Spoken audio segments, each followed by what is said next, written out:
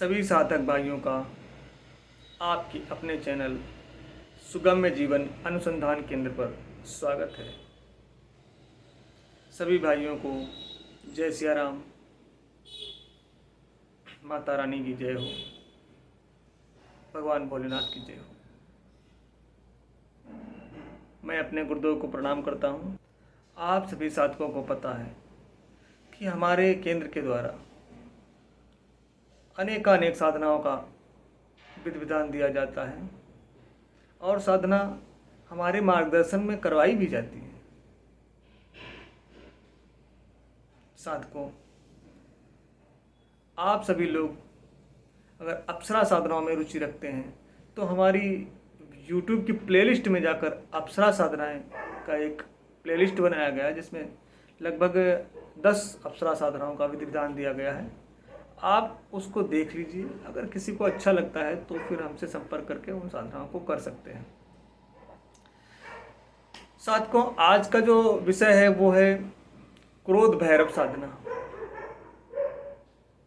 क्रोध भैरव की जो साधना है, इस साधना के लाभ में अगर आपको बताऊं तो ये साधना आपको कृपा प्राप्त की साधना है 7 दिन की, और इसमें क्रोध भैरव की शक्ति के द्वारा आप किसी पे झाड़ फूक कर सकते हैं, नज़र उतार सकते हैं,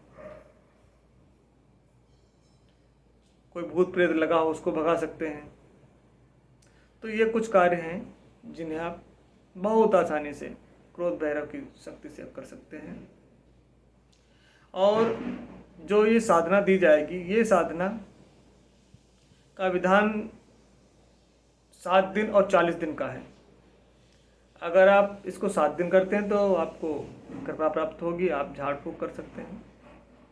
अगर आप 40 दिन इसका विधान करते हैं तो क्रोध भैरव के आपको प्रत्यक्ष दर्शन होंगे। अब आपकी इच्छा है, आप इसको 7 दिन करें या 40 दिन करें।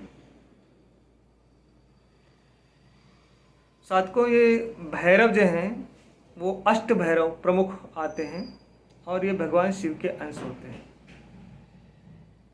और सभी भैरव लगभग माता रानी के साथ में चलते हैं, माता रानी की देखरेख में रहते हैं। तो आप लोग अगर भैरव की साधना करते हैं तो भैरव की साधना लगभग हर साधक को करनी चाहिए, क्योंकि भैरव निर्भीकता लाते हैं, निडरता लाते हैं। अगर किसी भी प्रकार का कोई भय है मन में तो भैरव की साधना से वो समाप्त हो जाता है। दुश्मन स्वतः ही आपसे घबराते हैं और दुश्मनी छोड़ देते हैं।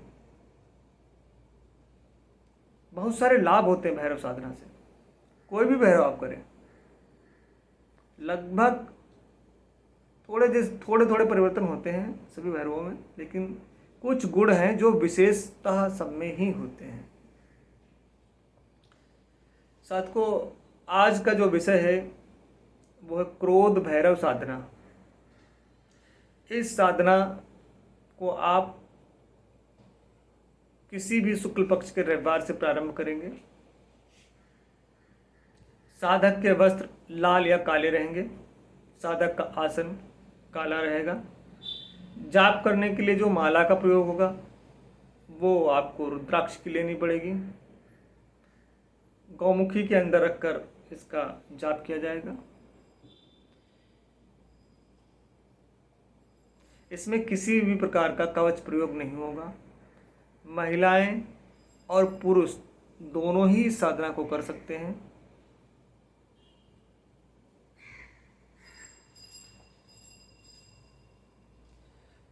पूजन में आपको पंचोपचार पूजन करना पड़ेगा। भोग की अगर हम बात करें तो इसमें क्रोध भैरव को आपको दही बड़ा और इमरती का भोग लगाना है। पंचोपचार पूजन में आप जब भोग देंगे अन्य शक्तियों को तो आप जो नियमित नित्य जो भोग देते हैं वो भोग आपको चल जाएगा। लड्डू का भोग देते हैं, लड्डू दे दिए, बतासा का भोग देते हैं, बतासा दे दीजिए। तो लेकिन भैरव का जब भोग लगेगा तो उसमें आप इमरती और दही बड़ा का भोग लगो। इस साधना को आप दक्षिण मुख होकर बैठ के साधना करेंगे। प्रतिदिन आपको 32 मालाओं का जप करना होगा।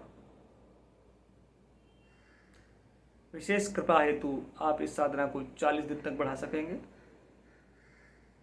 इस साधना को प्रारंभ करने से पूर्व आपको क्रोध भैरव गायत्री के 11 पाठ करने होंगे। क्रोध भैरव गायत्री के पाठ और इस साधना का जो मंत्र है वो आपको दोनों ही हमसे प्राप्त करना होगा। जो साधक करने की इच्छा रखते हैं इस साधना को, वो साधक हमसे संपर्क करें और इस साधना को हमसे पूर्ण रूप से प्राप्त कर सकते हैं। बहुत ही अच्छी साधना है।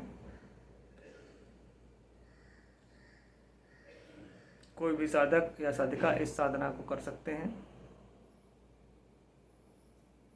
किसी भी साधक को अगर दीक्षा लेनी हो साधना करनी सीखने के लिए, तो फिर आप जो है हमसे किसी भी रविवार को संपर्क कर सकते हैं। हर रविवार को दीक्षा दी जाती है। दीक्षा ऑनलाइन ऑफलाइन दोनों तरीके से आपको मिल जाएगी। जिस भी प्रकार से आप चाहें उस प्रकार से ले सकते हैं। केंद्र के द्वारा आप सभी के जीवन में विशेष परिवर्तन लाने के लिए नित्य शोध किए जा रहे हैं। आप सभी लोग केंद्र से जुड़कर अपने जीवन को महान बना सकते हैं। अपनी जीवन शैली आप बदलकर अपने जीवन को सार्थक बना सकेंगे।